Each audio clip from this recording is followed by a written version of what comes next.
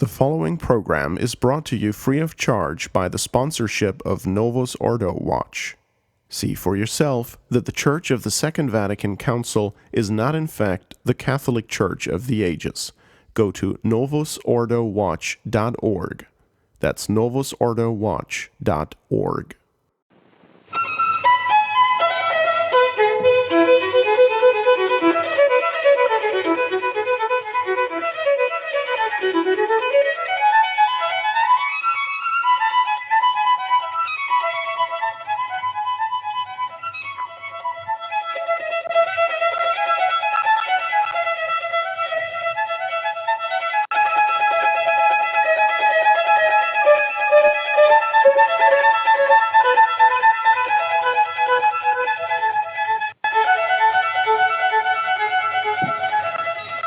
Good evening, ladies and gentlemen. Welcome to Clerical Conversations on the Crisis on the Restoration Radio Network. I'm your host, Nicholas Wansbutter. For tonight and carrying forward, I'm actually going to be taking over hosting duties from Justin Soder.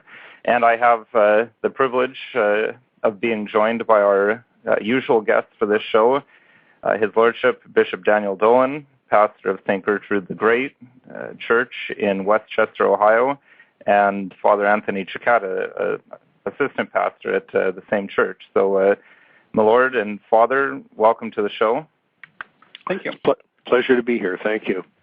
And, my Lord, I know you always like to start a show with a prayer, so I'd invite you to lead us in that, and then we can carry on. Our show this evening is a continuation of last month, that is to say a further consideration of sports, particularly the Olympic sports and the concept again of sports as a religion, maybe a little bit more developed. This show is being recorded on the first Saturday of March, which is the feast day as well of the patron saint of Wales, St. David. And I want to say a prayer in his honor. Seems especially fitting for two reasons. St. David has the nickname of the Water Man because he and his monks never drank beer, which was the common drink of people in Wales of his era. And of course, as we well know, beer is a necessary adjunct to many, if not all, sporting events before, during, and after. The second reason is that one of his pagan neighbors, in order to disturb the monks of St. David, who were very strict and very recollected, at some point actually arranged for his slaves, his female slaves, to cavort about to play games within the sight of the monks.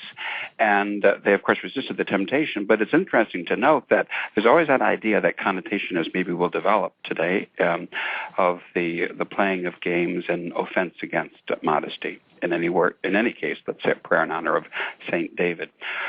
O God, the light of the faithful and shepherd of souls, who did set blessed David to be a bishop in thy church, that he might feed thy sheep by his word and guide them by his example. Grant us, we beseech thee, to keep the faith which he taught and to follow in his footsteps, through Christ our Lord. Amen. Amen. St. David, patron of Wales, pray for us. All right. Thank you for that, my Lord.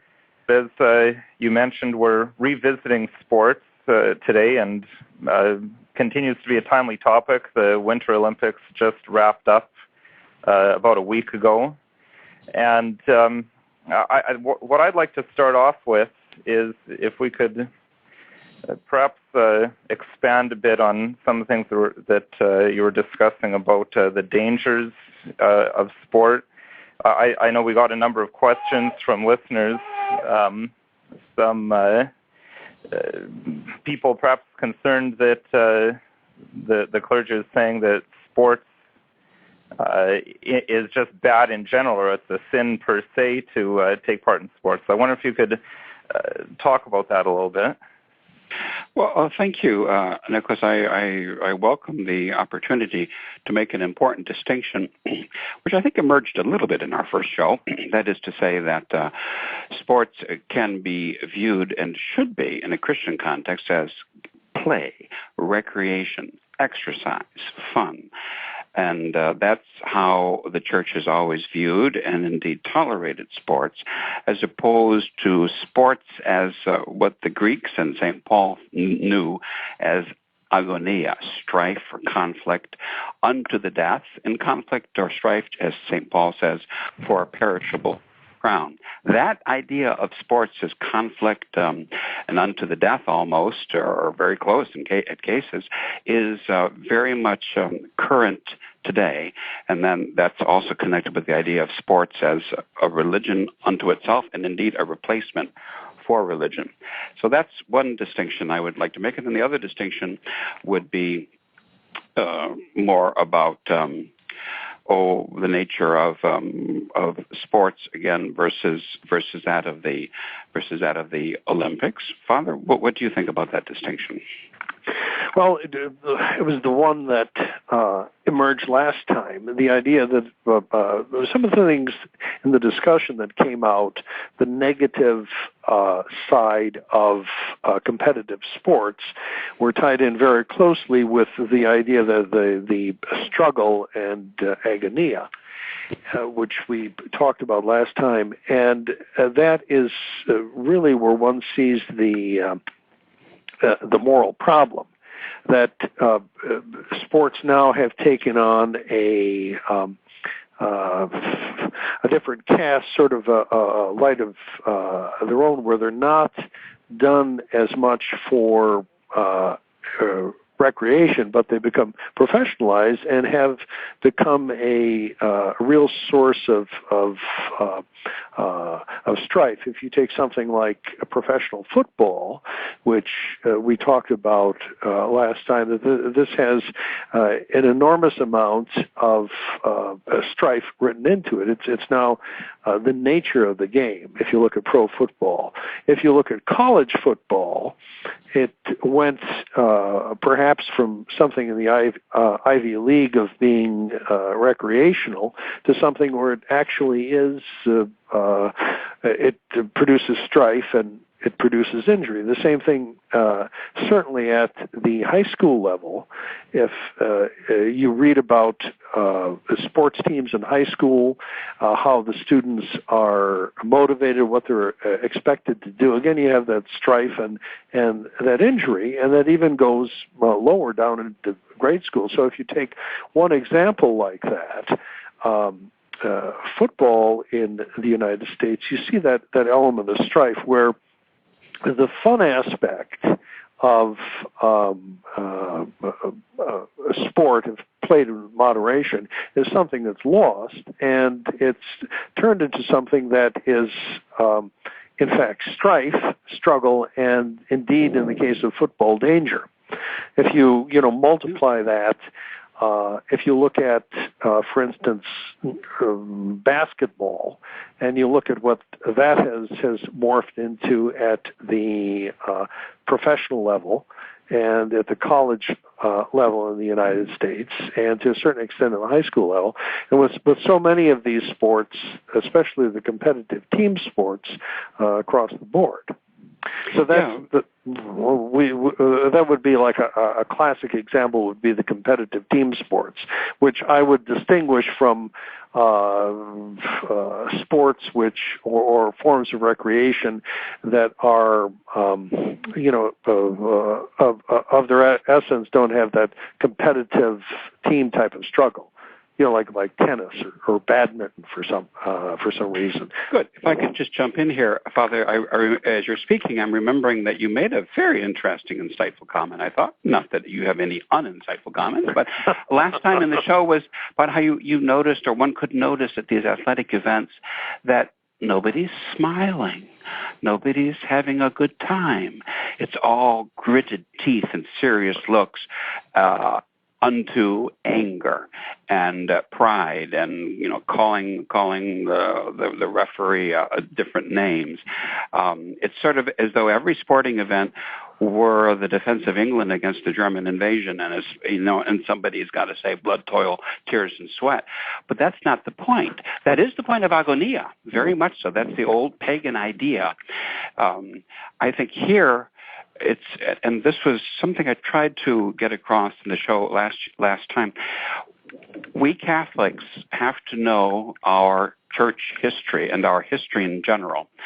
Most Catholics had no idea that for most of the history of Christianity, there was no such thing as sports. Sports were revived at the communist revolutions of the 19th century, started in England, and organized sports as we know it, and then spread throughout the whole world. But until then, since the Emperor Theodosius in the 4th century, about 380, abolished them, there were no formal sports. So when people, Catholics, Christians, got together for an occasion, there would be maybe some form of informal play, but anything that got too organized or too public or too formal was condemned. Very often, say like in the case of the Irish, who would have their patterns or their feast day celebrations, there would be drunkenness involved, and that would be one reason. But it was this idea of getting angry and going overboard and fighting simply to win. Maybe drunkenness, maybe gambling would be an element of it. So to understand the teachings of the saints and the fathers about sports, it's almost indispensable, I would say, for a Catholic today. And then the other idea, as we're stressing today, is it should be only a game. I should see smiles. This should be fun. You can put your heart and soul into it, but it's a game. And if you get angry, if you get all stressed out, if you are a poor winner or a poor loser, then it's not achieving its purpose, not at all, which is that of relaxation and healthy exercise. Lastly, maybe we should talk a little bit about, I think some of our listeners right away interpreted what was said last time as saying that, oh, you're saying that playing sports is a sin. Aha, got you there. Because isn't that a tendency of the modern day traditional or traditionalist Catholic? Everything is reduced to the aspect of sin. If it's a sin, then I might want to buy into that because I speak that language. But if it's not a sin, then it must be okay. And what we're saying is, no, we're not creating new sins. There's plenty of sins on the books as it is. No one is interested in creating any new sins. However, if it leads to a sin, as is so often the case with sports, on any level, it can lead to sin because it's competition, it's strife, there's a question of pride and wanting to be superior to others that easily enters in. It's the devil. A playground can be easily the devil's playground. But just because something is not a sin does not mean that it's necessarily maybe the very best or the best for us, or at the very least what I was saying is that know your history, know some of these ideas, and then try to modify, maybe that's the term we want, modify your view of sports so as to keep it within the parameters, within the limits of a good Catholic viewpoint on these things. So, Millard, if I could try to encapsulate in a sentence what you're saying, it's not the physical activity or the sports themselves that's the problem. It's the approach that one takes to them and how serious one takes them. And if you take it too serious, that's when it starts becoming dangerous. Would that be fair? Yes, if there's any excess. But physical activity, Nicholas, I think we do need to make the distinction that if you take the physical activity to an excess so that there is danger to one's health, say football and soccer players with head concussions, there's a lot of that because of this idea of excess and victory at any cost.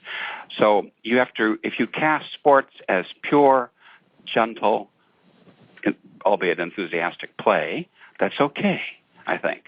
But if you get into any of these other excesses, then that can be indeed sinful, and therefore, you know what? I'm thinking of sports as a little bit like dating for a young person. If God has called you to the married state, you have to date. But guess what? Dating is an occasion of sin, particularly today because we live in a sex-drenched society. And dancing can be an occasion of sin, but it's a necessary occasion of sin. Perhaps for our world today, you could make a little bit of an analogy with sports. It's an occasion of sin, and anybody, adults or children, can fall into that very easily. So we need to maybe we need some sort of a spiritual referee to blow the whistle and to say, hey, we're only doing this because it's fun. Let's have a good time. Let's enjoy ourselves. And let's get rid of all of these, let's dismiss these temptations. But life is full of the occasions of sin, but we still have to live. Right. Well, I'd like to expand on something Bishop Dolan said in terms of an example of balance when it comes to sport. Now, for more than 10 years, our boys here at St. Gertrude's have competed in fencing, which is a very interesting sport, which teaches you an awful lot of good qualities and poise and self-control and so on. And it's a very disciplined type of recreational activity. And it turned out to be one that was actually ideal for us because it's something that you could do if you have a small school. Our boys, in fact, won a number of years ago division championships against much larger schools. They became very good at it. And even our team now, we have 3 boys, have been very successful in fencing, in the fencing competition, and even against large schools. We have a Division II fencing team, and a week ago or 2 weeks ago, they actually managed to beat the Division II team from the Jesuit high school, which is the largest Jesuit high school in the country. So it's very nice in the way of recreation. I go down to watch it occasionally, and I was down there 2 weeks ago, and it's all done in a very reserved sort of fashion, and it's, as a spectator, it's difficult to figure out how the points are being scored, but one of the things that I noticed, well, the kids seem to be having a great amount of fun. There is one man who is the coach for one of the fencing teams, and he, at 2 points, broke in to engage in a major argument with the referee and actually became angry that he thought the referee didn't score a point right for his team, and he kept on arguing with him. And all I could think of, this is right after our show, this is a perfect example of where you turn something that could be fun and enjoyable into an occasion for strife. And you're giving all the kids in the room a bad example by saying that this is something we should fight and get angry over. So he did this twice. It's lucky he didn't do it a third time, because I would have said something at that point. That probably would have, yeah. Because it ruined the spirit, it ruined the fun of it. But for him, sports were agonia. It was strife, and it was victory at all costs. And he's a modern, and that coach pretty much symbolizes what modern sports, especially on the school level, high school, college, what's that become for us today? I think that's sorry, go ahead, Father.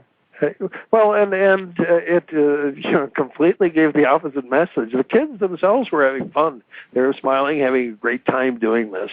But someone like that, that's a question of a loss of balance.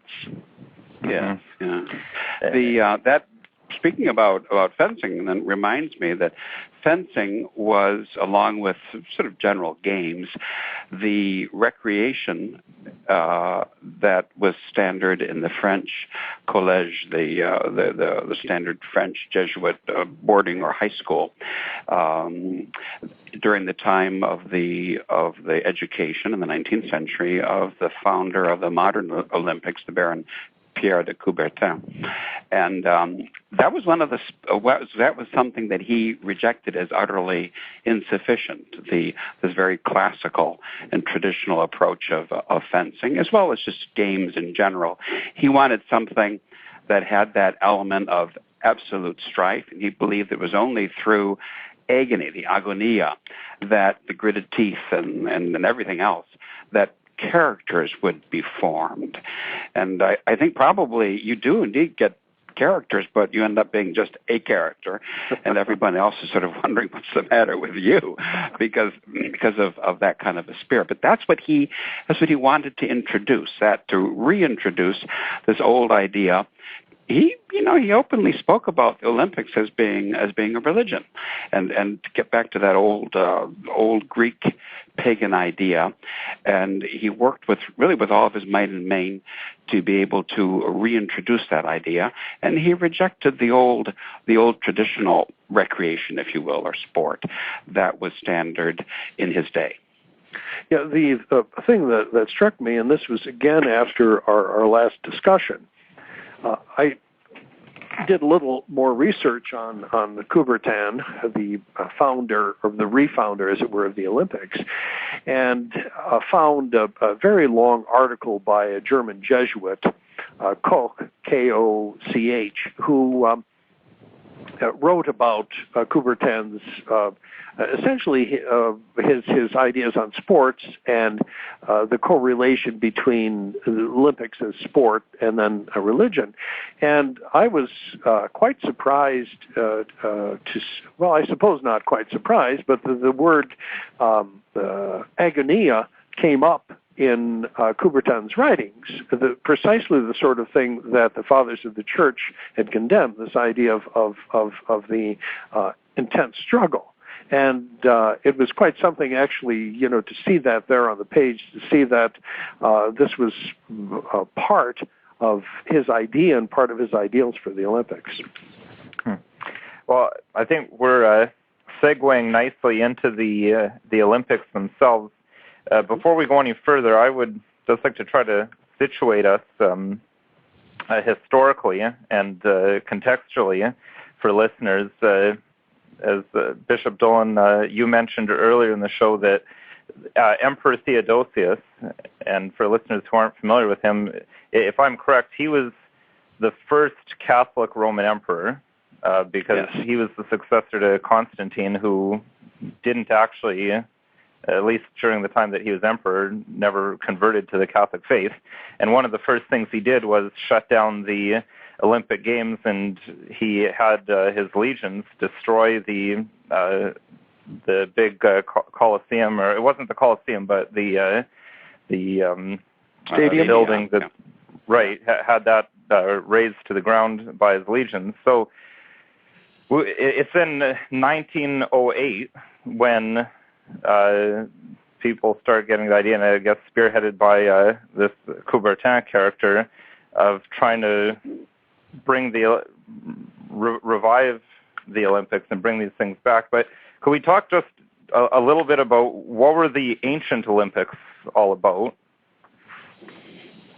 They were in a way, they were everything. They were what modern sports is for many, many people in the West. That is to say, it was a combination of sports. It was public entertainment. It was a religion, and it was politics, and it was a way of life. And it embedded and enshrined and insisted on all the pagan ideals.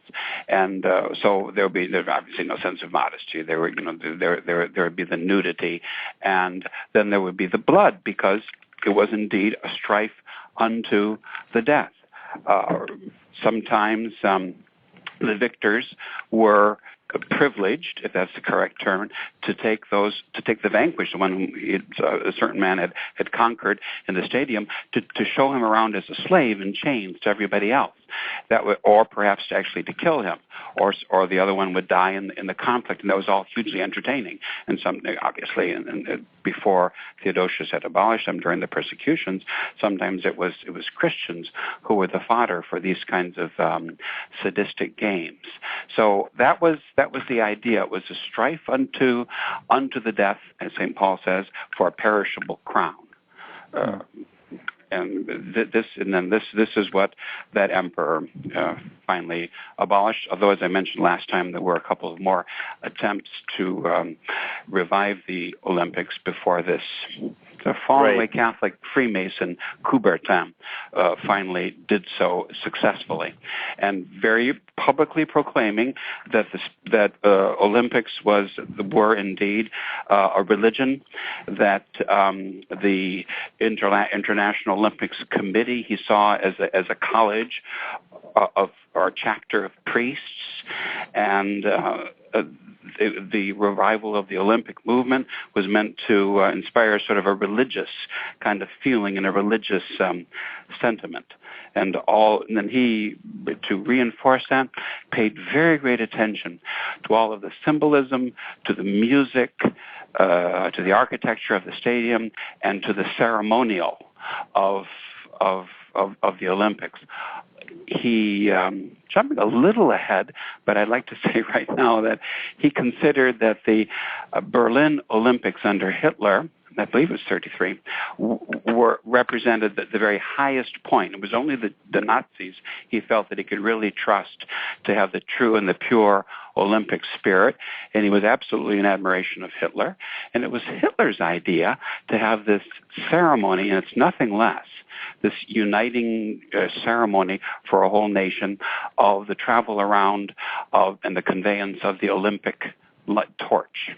That was a big deal. I know in Britain that was a big deal, and I presume they had something similar in Russia for Sochi recently.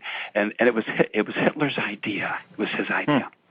Well, that's fascinating, but it doesn't surprise me, because if one takes a step back and tries to look at it objectively, the Nazis with their neo-paganism and kind of the things that they were occultism aspects to their thought process fits in perfectly, and the adoration of the human body. They were big into the cult of the human body, and I mean they focused on the supremacy of one race, but well, in quotations, but that seems to be exactly all the same sorts of things, and the grand spectacles as well that are presented in the modern day Olympics.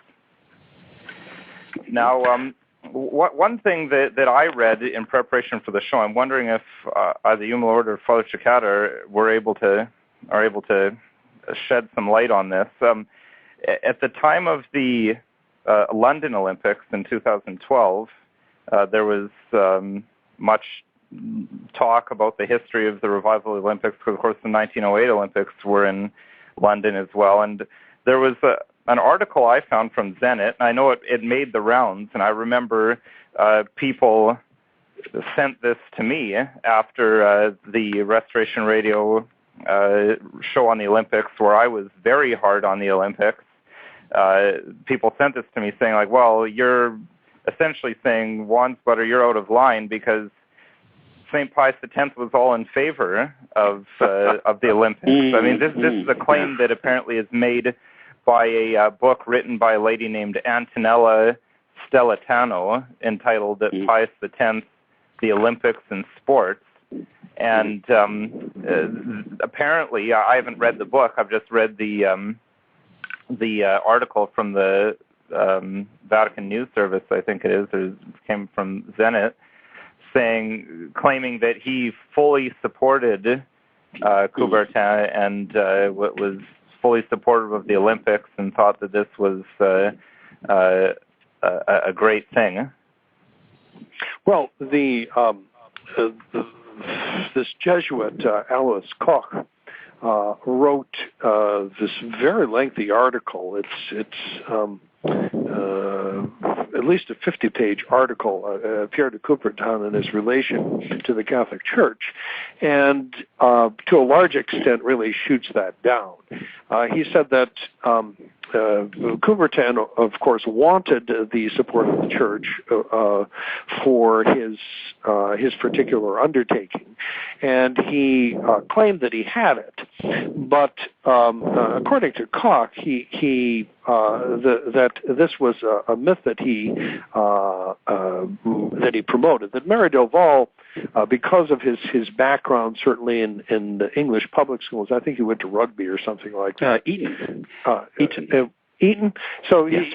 Mary Delval was interested in this, very much in this idea of sport, but that Pius the Tenth himself certainly did not give an endorsement to Coubertin and the Olympics, and certainly not to any of the ideas of the Olympics. So this was essentially just another scam. They had he was accorded, the Baron de Coubertin was accorded an audience with the Holy Father, and as you mentioned, Father, he was able to swing this through his connections with Mary Doval. Interesting that he went to school at Eton and was then influenced to a certain degree by this revival of in effect pagan athletics at the public school. I think the point of connection and the point of weakness was that Coubertin doubtless was raised a Catholic, and he presented himself still as a Catholic, even though he was a fallen away Catholic, full of modernist and rationalist ideas, a naturalist, truly a naturalist. So, maybe the point of connection was this: that in the English public school system, athletics, agonia athletics, were held up, as we've said, as character building and as introducing, reinforcing the ideals of morality, especially concerning the Sixth and the Ninth Commandments. This would have appealed to both the Holy Father and to his Pro-Secretary of State, naturally, and of course he would have put a good glow on things as he went to see them. And so Mary Doval, remember he had a boys' school himself in Rome, and was interested therefore in the work with youth, and sports would seem to play a role in that. The Holy Father, St. Pius X, when he was Patriarch of Venice, he would go swimming, and they say that he had some sort of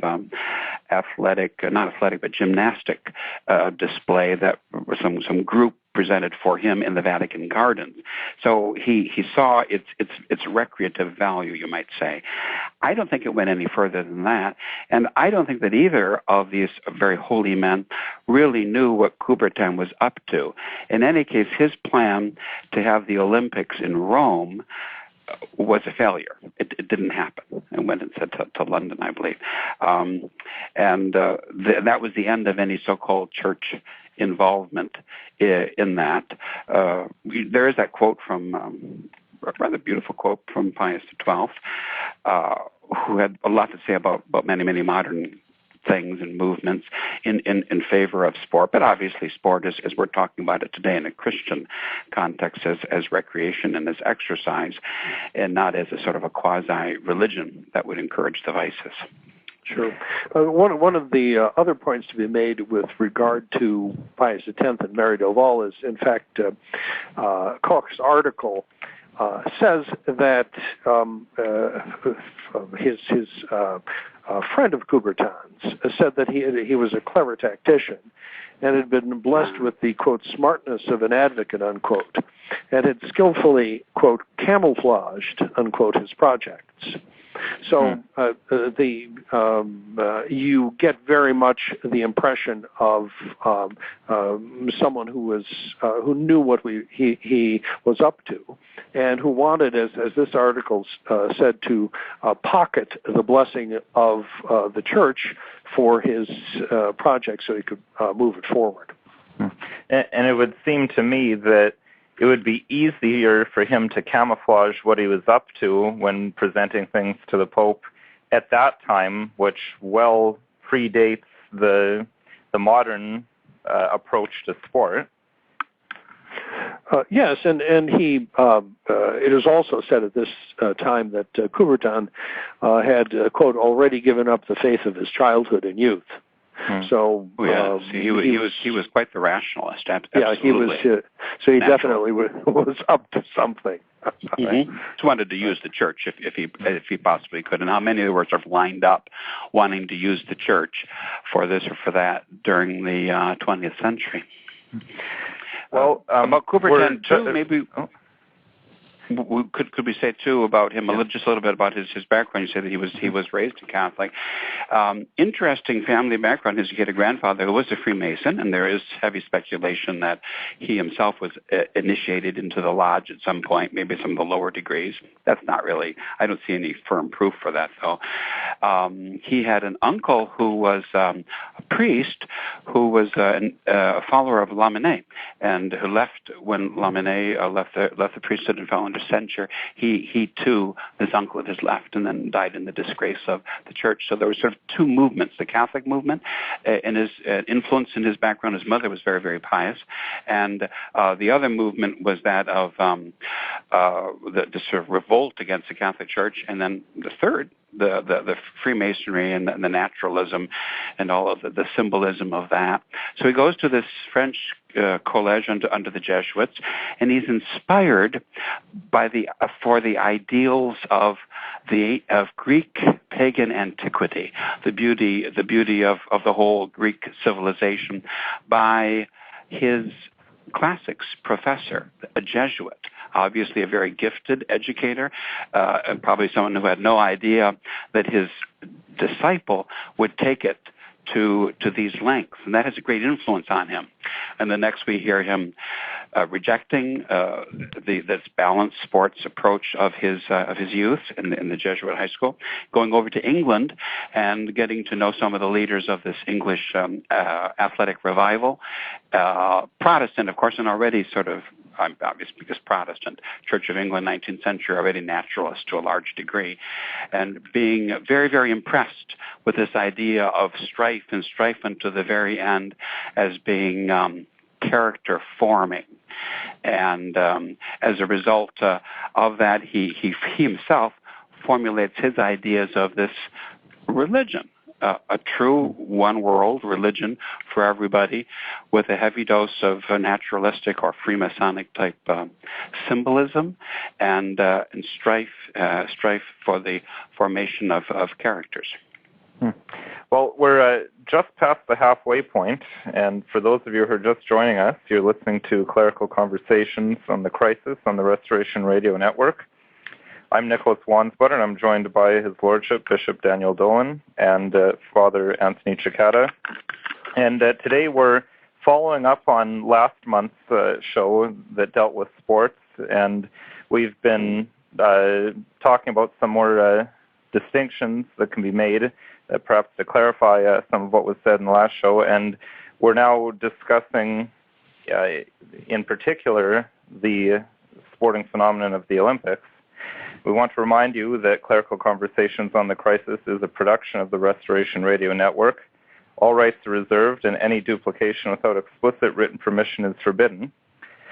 Now, before that little break there, my Lord, you were talking about the possible, at least familial Masonic connections for Baron Coubertin. I know a lot of people love their conspiracy theories. Indeed. To me, it's almost kind of neither here nor there whether Baron Coubertin himself was a Mason or not. I think the principles of the Olympics present themselves as being Masonic regardless of what his particular connections were. And in preparation for the show, I did some looking around on the International Olympic Committee website, and they have a little, well, actually not so little, a 134-page booklet available online there for teaching children Olympic values.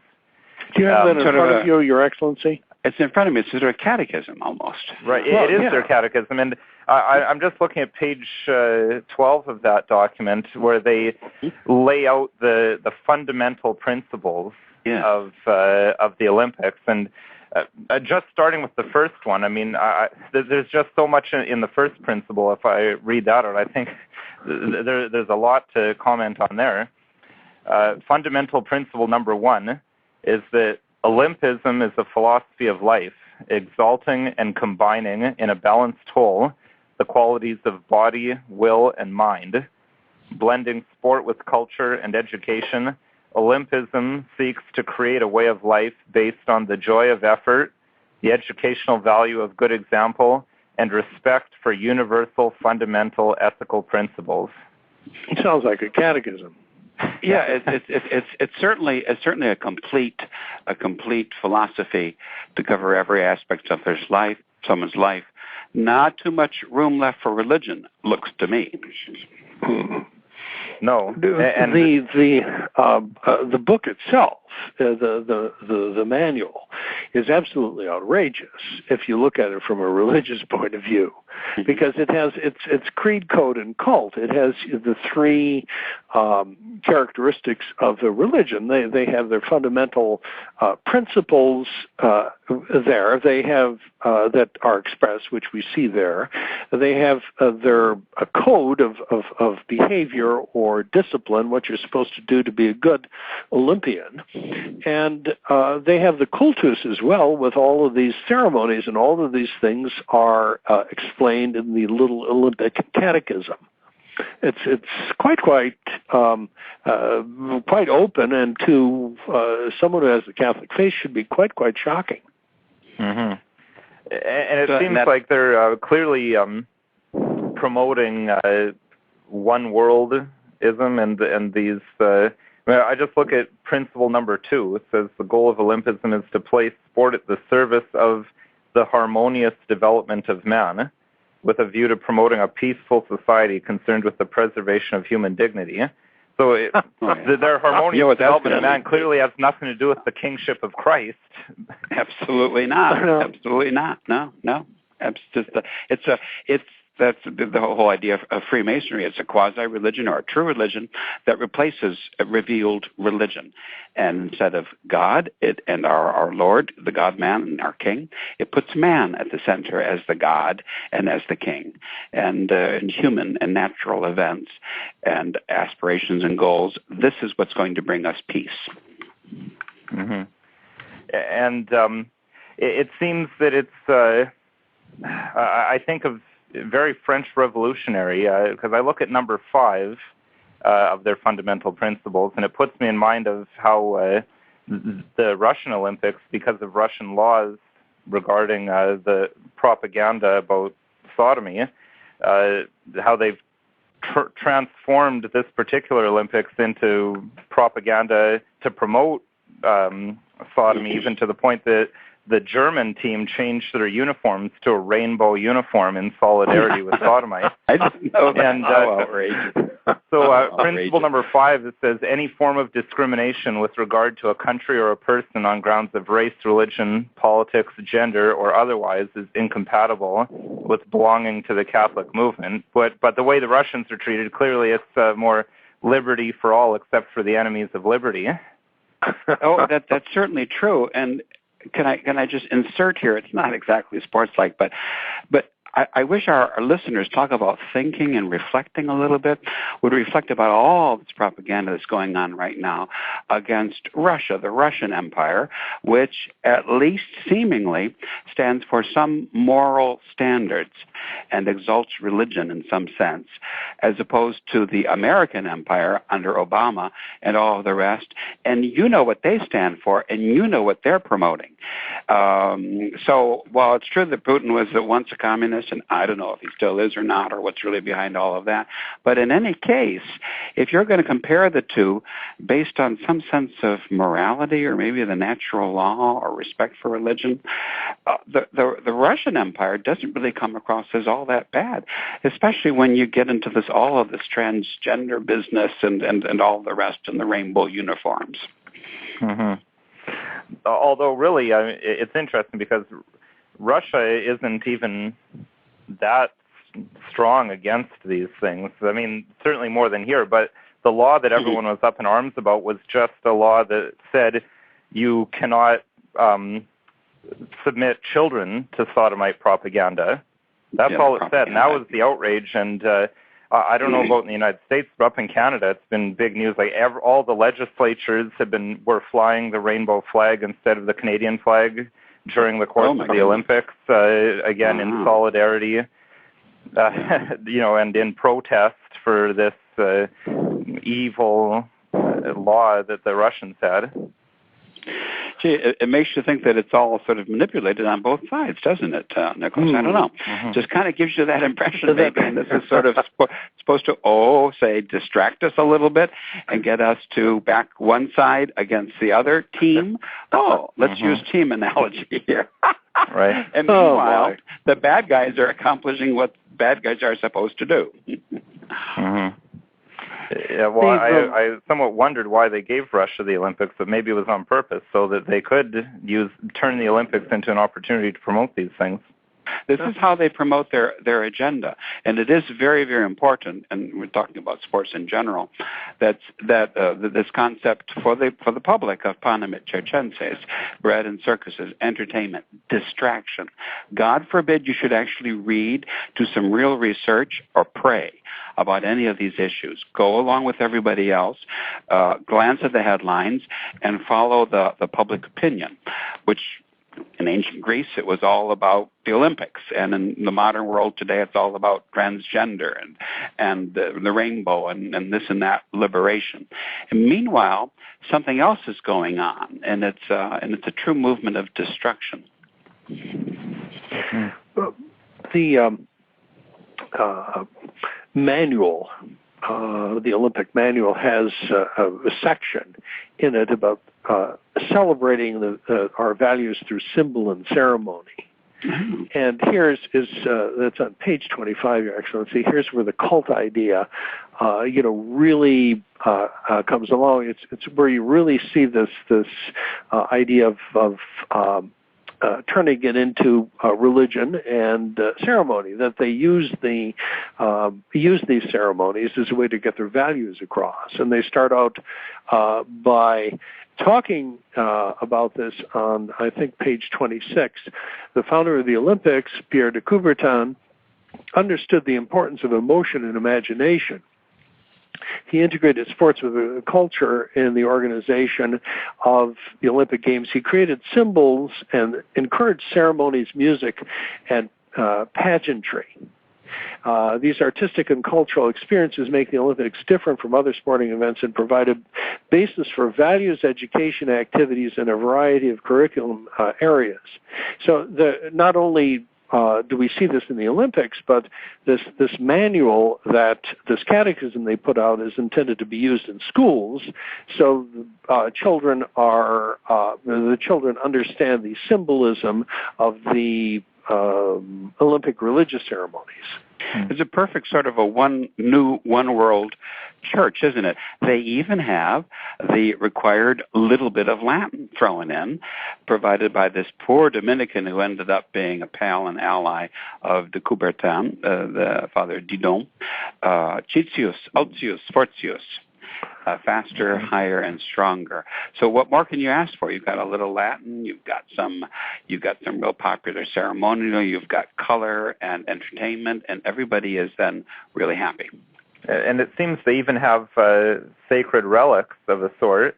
Really? Lord, you mentioned the Olympic flame, and I'm just noticing on the page that Father was citing, it talks about the Olympic flame, and it confirms, as you said, at the 1936 Berlin Games is when the Olympic torch tradition was begun, and it mentions the whole ceremonies of how it's lit. It has to be lit by the sun at the ancient Olympia in Greece, and then it's passed from runner to runner. Sounds like letting the Easter it burn out until you get to the wherever, and then it has to burn throughout the entire games. Funny, they don't mention the Fuhrer in there at all. I was going to say you could picture the Fuhrer in his bunker, salivating over the details of this wondrous Greek ceremonial. Because he made a true effort to reestablish a pagan religion for the Aryan race, and this is part and parcel of that. But nobody talks about the Fuhrer anymore. No, strange, isn't it? Whatever you do, don't mention the war. Yeah. And then they have an Olympic anthem as well, which I don't particularly recall how that goes. But it's got all the elements of this, and these things are trumpeted. Then I noticed the next page they're we talked about the cultus that they have. Then the code, they have the athlete's oath. I didn't know that you took an oath as an athlete. Sort of like a sacramentum, right? In the name of all competitors, I promise that we will take part in these Olympic Games, respecting and abiding by the rules which govern them in the true spirit of sportsmanship, committing ourselves to a sport without doping and without drugs, for the glory of sport and the honor of our teams. I mean, it's how much more religious can you get? Right. Yeah. Although it's interesting that part of that oath is against doping, because when I was in university, I got a chance to know a man who has actually competed in one of the Olympics, the Sydney Olympics, and he said everyone in the Olympics that's ranked above 50 is on drugs. It's just they don't get caught. And he didn't do drugs. He scored like the bottom, and he was a giant of a man. I mean, I don't even know what these other Olympians would look like in real life if he was small and weak compared to the ones who are winning. But again, that suppose that goes to the whole agonia and taking this to such extremes that you're even going to manipulate and ultimately destroy your body by putting drugs into it. And I mean, they go to even greater lengths. I don't know if either of you heard about this, but there's a scandal at one of the previous Olympics that female athletes will apparently purposely get pregnant and then get an abortion because apparently this gives them some sort of hormone boost that can improve their performance. Awful. Yeah. But none of the stuff would really surprise me because it is the agonia and the struggle. If you take another example from something non-Olympic, that the bicycle racer who was taking dope. But of course, you ask the question: if winning is the only thing, why shouldn't you be able to take dope? I mean, it doesn't. What renders not taking dope virtuous? Because perhaps you could do commercials and wear the insignia of the companies that make the dope, and make yourself more money. But it doesn't, because the whole thing is so detached from any moral values in the first place. Well, why not that? Mm-hmm. So it seems to me this is implicit in all we've been discussing, but it seems to me that the Olympics are really something that Catholics ought to avoid any involvement in. Be it watching, or certainly I don't think there's any way you could maintain a Catholic lifestyle putting in the type of hours and dedication required to get to the level needed to compete in these sports. It's all for a false religion. Indeed, it is for a religion replacement, such as Masonry and the organized forces of naturalism specialize in, offering the chumps public a religion replacement. So you're right. How could as to whether or not it's a sin, someone's going to want to know, is this a sin? But we won't get into that necessarily. But once again, it's certainly a very strong occasion of sin and can lead to that. And it's a pitiful weakening of our Catholic consciousness and sort of a disgraceful telling of our Catholic lives and our energy and all of the rest.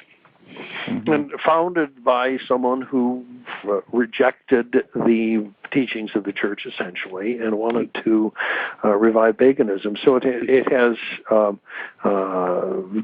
nothing really to be said in favor of it. He said that he would establish a religion, that the Olympics were meant to be a religion. That's exactly what they have become. But before we conclude, because I don't want to just limit this to something to the Olympics, which is maybe every couple of years. Let's at least say a word about organized sport, and certainly south of your border in the United States. Football, perhaps best of all for us, is a form of our Olympics, which goes on all of the time and rarely even takes a church-sanctioned holiday or rest period.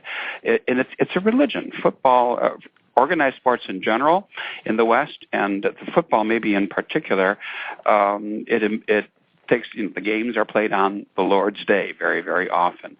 The themes that they present are deeply spiritual. Again, this idea of sacrifice and toil leading to a glorious conquest and victory. It has its High Holy Day, which of course is Super Bowl Sunday, and it has the elements of celebration as over Easter or Christmas. That is to say, a very large feast, a sort of a ritual feast that is consumed in front of the television set. The national anthem has to be played. There are jet flyovers. There's that ceremonial, the pagan entertainment at halftime. The saints that are held up in this religion are the successful players. And then there are the fallen, those who were not successful in the last game or in the last season. It even has its sacrifices. I think of those who are willing to sit outside in zero or sub-zero weather, perhaps on concrete seats, if you can imagine it, for hours to watch a game. They willingly would they make those immense sacrifices. And more than that, like the pagans of old, they offer up their children to the Moloch of organized sport. That is to say that they put their children into organized games like soccer or football, where there is a very, very strong risk of concussion, head concussion, and possibly permanent damage, or a few times each year. Certainly, it actually does lead to death. Those are some of the sacrifices that are willingly made for this religion replacement. And for the kids, it's all because they get to be demigods for a while.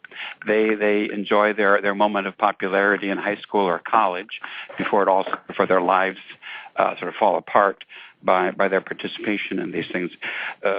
Sports pervade is not just Olympics, it's sports themselves. It's an organized religion that pervades our lives.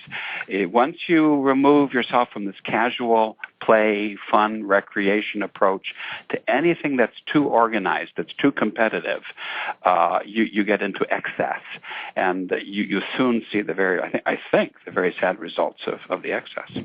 Mm-hmm.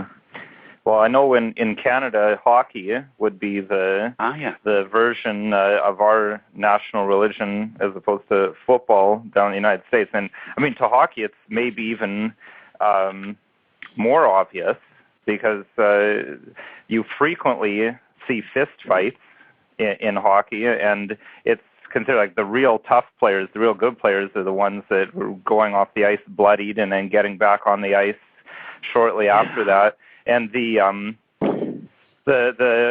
National Hockey League playoffs, and I know there's a lot of mostly American teams, but in Canada is where the religion really takes hold. I mean, there's a whole code to you're kind of a weakling if you wear a visor on your helmet, and you're a real man if you take a puck off your face and have bones shattered in your face. And most of these guys have missing teeth, and like you see pictures of them, they look like they've literally been through wars by the end of it. And then the Stanley Cup is treated like a holy object of reverence. Like you see when they'll take the cup through the country to visit all the towns of the players where the players come from, and people will come to touch the Stanley Cup as it comes through their town.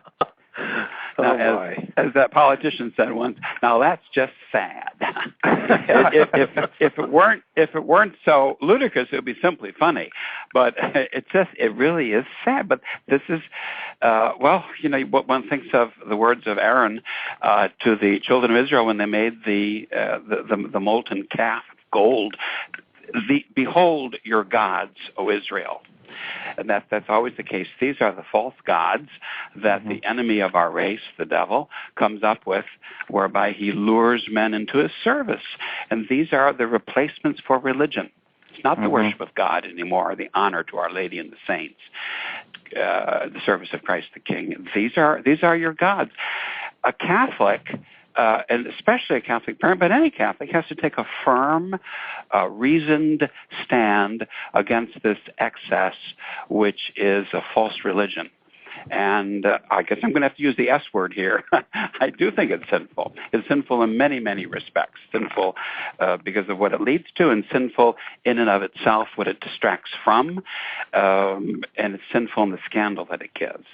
So what we're proposing is truly a little bit of a backpedal.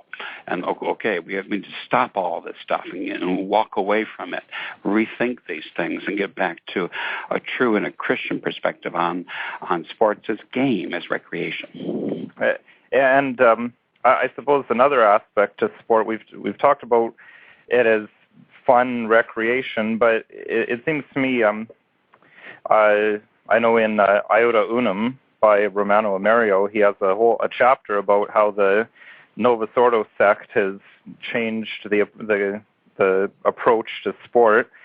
And he talks also about the traditional Catholic teaching that sport falling under the heading of the care of the body and exercise, fitness, and as part of medical considerations about hygiene, so a way of maintaining your health. So from that perspective, it seems to me that there is, or there can be, a valid place for sport and exercise, especially in a day and age where many more of us than in any time period before don't do physical labor for our day-to-day job. Like for myself, I sit at a desk or stand at a podium all day, every day. So for me, getting out and playing a little bit of casual hockey with some friends, or that's very helpful to me to stay healthy. As long as you don't lose any teeth, Nicholas. We'll draw the line there. Well, I wear a visor now. Or help anyone else lose any teeth. Right. No. See, that's gets back to this point about the question of balance and prudence, and doing something which is, really for a good motive. You can have certainly an element of that in team sport that is fun and that stays at that level, but it's when the as it were, the attitude changes. I mean, there's and it's the team sports, I think, that you have to be more careful with because of the idea of the influence. You're on a side, one side against another with a crowd. I mean, you're not going to get a great deal of, let's say, anger if you're playing golf or if you're playing tennis. Although, there were certainly many badly behaved professional tennis players. But and golf players, too. Maybe not on the course, but... you can get mad, I suppose, at anything, but generally those games are considered a little bit more of a gentleman's game, and there's a little bit less conflict. But there's that question of balance, and that, as you say, exercise is something important as well. But it is a good caveat. I mean, it's a warning that the atmosphere can change very quickly due to human weakness, and also the world in which we live, which gives us this message overtly and covertly that competition and winning is everything. It's almost just a default setting on our psyche anymore. So it's very easy, especially for children and for adolescents and the immature, to get into that world almost right away. You lose the sense of balance or tongue-in-cheek or play or fun, and all of a sudden it becomes deadly serious. And we have to watch that. Yes. So it seems to me the takeaway from all this is that Catholics should be very aware of these things, and when they're approaching these things, be cautious and aware of the risks, and work at bringing a proper attitude to it and promoting a proper attitude among others. Would that be a good way of trying to incorporate a bit of sports? And I know board games were brought up in the last episode as well. Mm-hmm. Oh, I think that's certainly true. I think that all of our Catholics, though, have an obligation to inform themselves about these points, about the Olympics, about the excess of organized sports, about the concept of agonia, and its dangers, and what sport really should be, and to opt out of the system, whether it be going to the Super Bowl party or whether it be, smashing somebody's teeth out in the hockey rink, and also with the children and their participation in organized sports, which are going to play on a Sunday, which will expose children to a whole lot of bad example and bad influence. Catholics have an obligation to form a right conscience about these things, as we used to say in our Legion of Decency pledge in this country about films. Form a right conscience, inform yourself, and then put your faith into practice. Don't go along with the pervading atmosphere of the age, which is really a pagan revival that surrounds kind of religion replacement on many sides. It's grabbing for your soul, your time, and it's grabbing for your children, and don't let them do that. But if you're conscious and you're careful about the way you go about these things, I think you'll do just fine. Yes, that's exactly it. And as with everything else, the unreflected life is not worth living. Mm-hmm. And Catholics have to be reflecting constantly on the values of their culture. They have to reflect on the different things they're doing and educate themselves and examine their consciences. And this will raise your awareness of what your duty and what your attitude should be as a Catholic. And, God willing, it will keep you out of any sort of immoderation, any bad attitudes when it comes to things like this. Mm-hmm.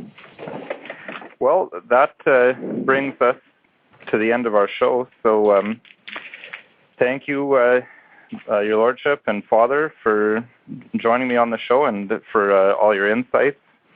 And we at the Restoration Radio Network would ask that if you found this show to be of value to you in your Catholic faith, that you please consider making whatever donation is possible to our apostolate, no matter how small it may be. And to those of you who have donated, a heartfelt thank you for your kindness and generosity. If you have any questions or comments, we'd love to hear from you. Feel free to leave us a message on our Twitter handle, which is @TrueRestoration, or by email. You can mail us at conversations@truerestoration.org. And we want to remind you that Clerical Conversations on the Crisis is a production of the Restoration Radio Network. All rights are reserved, and any duplication without explicit written permission is forbidden. However, permission can usually very easily be obtained by writing to us at mail@truerestoration.org. So thank you once again, my Lord and Father. And you're very welcome. My pleasure. It's a pleasure to be here. And thank you to our listeners. Until next time, keep the faith.